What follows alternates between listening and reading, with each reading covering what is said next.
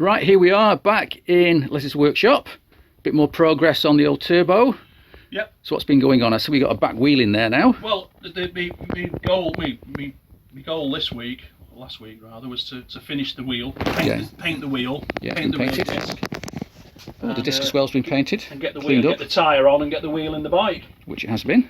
And now I can work out the length of the rear shocks. Yeah, I think it's quite surprising, isn't it? Because you've got these struts on here, which you guess would be roughly where they should be. The 285mm centres. At the and I thought I might have to go to 300, but looking at this, I might have to go to 320 even. More than that. So right now, the front wheel is on the ground. Yeah, that's all. And the paddock stand, we can see here how far it is. It must be good. I mean, you should only have a couple of inches here, if that. So you've got about 5 or 6 there. Yeah, so you need about another few more. Yeah. Maybe, I don't know, I reckon about 30 centimetres. Well, I've got some shocks over there that are 340. Right, so maybe try them. Yeah. Just to give me an idea. Okay. And then what I'll tend to do then is on that side, put the seat on. Yeah. Get someone sat on it, or the owner, Drew. And then what I've got, Jeff's got an angle. You can measure the angle of the headstock. Yeah, meter, yeah. And I don't want it to go less than sort of 25 degrees. No, I doubt it will be. So obviously, the longer your shocks, the more it jacks the bike up, the steeper your headstock angle's going to go. Yeah. So I think I set mine up at 25. I think the standard Z are about 26 degrees. I would have thought it'd be more than that, but yeah. No, they're quite steep. They're 26. Yeah. Whereas something like that Eliminator of mine is 29. Yeah, so I know that's 29 off the top of my head. So yeah, it's they're not lazy. No. At 25, 26 degrees. So one sort of controversial thing I see is you've now fitted the handlebars. Yeah. So these are great big high bars from a Z1 style. Z1 American style. I polished them, but they are a bit pitted here and there. But I don't know whether he's going to keep them. It's almost like Harley Cowhorn bars these days. Yeah, obviously. But that's what he likes. The clocks are going to fill this gap. Yes. And he's going to have some nice billet headlight brackets and twin headlights. Twin headlamps, very retro. Yeah, that retro sort of very Street Fighter look. 1890s Street Fighter, yeah. Now, we're just talking a while ago about sprockets and alignment. Yeah. So you've got an old sprocket on there that's now. That's an old ZRX 1200 sprocket. Yeah. So I've cleaned it up and put it on. Yeah. And then I can obviously now work out the chain alignment. Yeah, and obviously you're going to have an offset. Yeah, I mean, I found an offset sprocket here, but there's only about 5mm offsets on it. Yeah, it's not quite enough. I'm going to put that on. And work things out, what I normally do is a piece of metal. G-clamp to the sprocket. Yeah, and go back. Yeah. And you can buy laser liners now. Yeah. It looks to be like the sprocket itself needs to be aligned with the end of that shaft, approximately. Like that there. Yeah. Well, that's not going to be far off. I don't think. No. Well, that's too far out there. Well, also, of course, standard. This thing would have had a 630 chain. And it's now getting, of course, a more modern. The original 750 turbo and the original Z650s were 630. Yeah, so this is having a 530, I would imagine. Yeah, but obviously the engine's got more power. So I'm gonna have to gear it up. Yeah. Yeah, I've got the same issue because I've got a different back end and a different wheel, and the gearing is all different from a modern R6, and trying to get the gearing correct is not easy. I may have to end up with a one-off rear sprocket. What I did on this bike. Yeah. Oh, this is a turbo.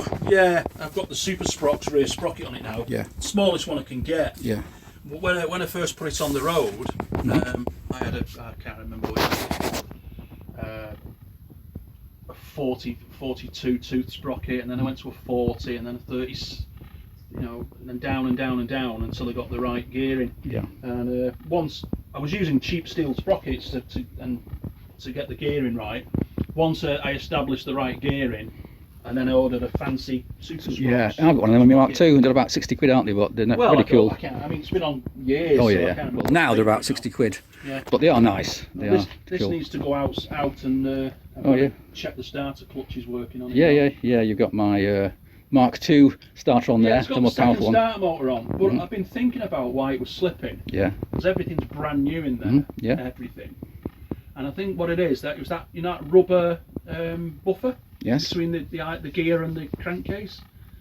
I think the one I put in... Oh yes, the one I've had a problem trying to find, yeah. I think the one I put in is a little bit too big, wide. Bit wide, so it's rubbing on it. And I think the drag on that is not allowing the to spin up. Yeah, I mean they come in 3 different sizes, don't they? They do. Yeah, there's obviously a narrow one, a medium, and a wide. Well, now Z Power have to be in stock. I've been waiting for such a long time, and they're now in stock. But I have been told that even if you get one that's not right, you can actually just rub it on a flat plate and grind it down. Yeah, well that's what I'm going to have to do with this, because I'm assuming that's the problem. Yes. But like I say, I put this second start motor on yours. Yes. But I've not had a chance to drag it outside and spin it and fire it. Yeah, the start is the one from Honda CB900, which is more powerful. That's right. 800 watts. 8 per kilowatt. Yeah, rather than 0.6. Rather than 0.6. Yeah. You can use the later GPZs because they've got 4 brushes rather than 2. Yes. So I think they've got more torque. Yeah, but they're more difficult to find. Well, probably. Yeah. Anyway, that's a different subject. That's a different subject. We've gone off subject. We've gone off subject. Well, why not? It's all motorbikes, isn't it? Yeah. So, what's next then? You're gonna, Next on this now is rebuild the head. Yes. Get the head on.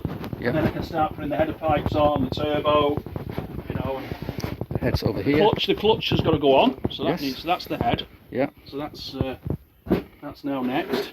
Yeah, didn't you find an issue like I? Yeah, you did, didn't you? Because the clutch had to be taken apart, and the rubbers inside there had to be sleeved to take up the gap. Yeah.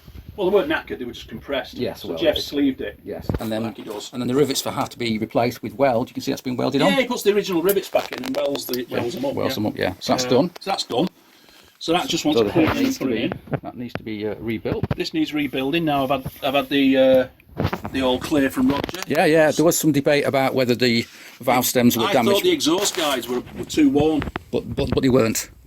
Okay, so that's our progress to date, and we'll carry on next week when hopefully we'll see more of this bike. More progress. Great stuff.